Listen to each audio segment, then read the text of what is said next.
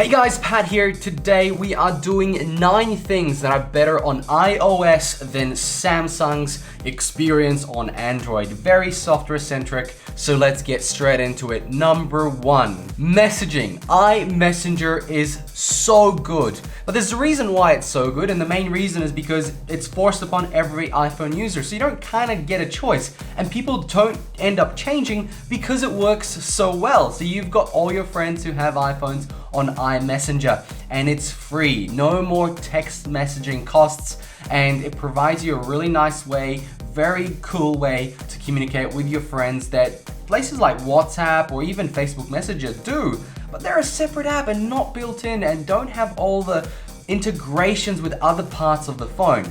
Samsung and Android, on the other hand, have very limited connectivity on their messaging side. iOS, for example, if you go to a different device, your laptop, you can continue that messaging conversation without having to switch or go back to your phone. It'll pop up on your screen. It's all built in, integrated into that iMessenger. So number 2, this is something I have found after having my iPhone for a little while now, that it's absolutely fantastic. It is seamless Bluetooth connectivity. There's just something about the iPhone that I don't have to go around clicking through things, connecting to my Bluetooth connections. Will it be a Bluetooth speaker over here? Will it be my headphones? Will it be, what else would it be? Actually, just multiple headphones and speakers, really, that's all I've got. But the connectivity is so seamless, so quick, so easy to use, that when I was using the Samsung one, it's clunky. It was hard to connect. There was issues left, right, and center. I had to reconnect multiple times, and I found it a chore. I used it because I had to, and it worked well once set up. But before setting up, it was problematic, and I really do appreciate the way iOS has done their Bluetooth implementation. It is so seamless. Maybe it could be the W3 chip, but I don't know. I'm connecting stuff that isn't Apple devices. These are Bluetooth headsets or Bluetooth speaker things from Ultimate Ears. These aren't necessarily Apple devices, and so it still connects very, very nicely. So I did touch upon it in number 1, but number 3 is that seamless connectivity between other devices. So not only iMessenger, but the ability to have your watch, if you have an Apple Watch, and go near your Apple device, it will automatically log you in and unlock the device when you get close with your watch. I was mind blown when it first happened to me. I didn't even notice. I was just accepting things the first time around and came back to it. I tapped space to open up the laptop to try and do some work, and it went doo-doo-doo-doo. My watch vibrated and I was logged in. I was so impressed. Calls can come through, you can answer them here, bring them to your phone, messages can come through. The integrations are absolutely fantastic. If you want to transfer a link between your phone to your laptop, or read something from your phone to your laptop, or vice versa, it's there, it's in front of you, it's so easy to get to. Android, man, I had to manually copy links into my web browser, or email them to myself, or message it to a friend and say, ignore this.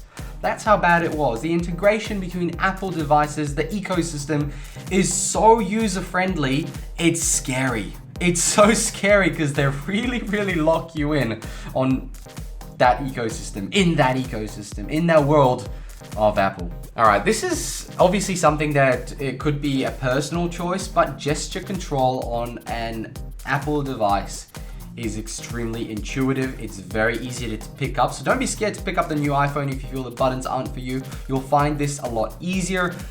In fact, I liked it so much when I first saw it, and I still didn't have my iPhone. I went and tried to customize my Android to have some gesture controls. There was a lot of apps out there to do so, but it just was so clunky and not a very good implementation of it. I just understood that to make gesture controls work, it has to be straight from the hardware. It has to be built in, it has to be built within the software and the hardware. All right, this is gonna be contentious. Number 5, performance. Guys, I cannot imagine what kind of phone you guys might have. You might have some sort of thing and you will be happy with the performance. If you have an iPhone, you'll be happy with that performance. But moving from a Galaxy S8, as stock as it gets, removing all bloatware, very clean flash of the OS system, it still felt laggy. It still felt like the performance was terrible. Opening messaging apps took so long, I just didn't bother opening it. I put it away in my pocket. I was so frustrated, and one of the reasons why I swapped to an iPhone. Number 6. All right, this is a really good one. So it's protection via iCloud. If somebody steals your phone and you lock it on iCloud, they will not be able to crack it. They'll not be able to open it. They won't be able to do anything with it because they can't even resell it. Good luck doing that on an Android phone. You can flash the Android phone and make it as clean as new and nobody will be none the wiser, but an iPhone that gets stolen is never resold if you have cloud lock on it.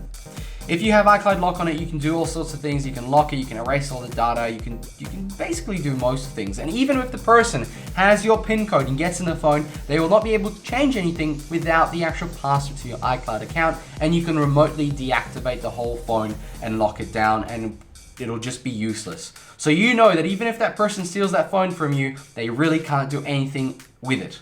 Except that they take it apart, use a screen, but you know, that kind of involves a little bit of knowledge about the phone. All right, number 7, my favorite one actually on this list. And this is something that I've lived with for a bit, then lost when I left iPhone, and then I haven't had since, and it's just been annoying. It's been terrible.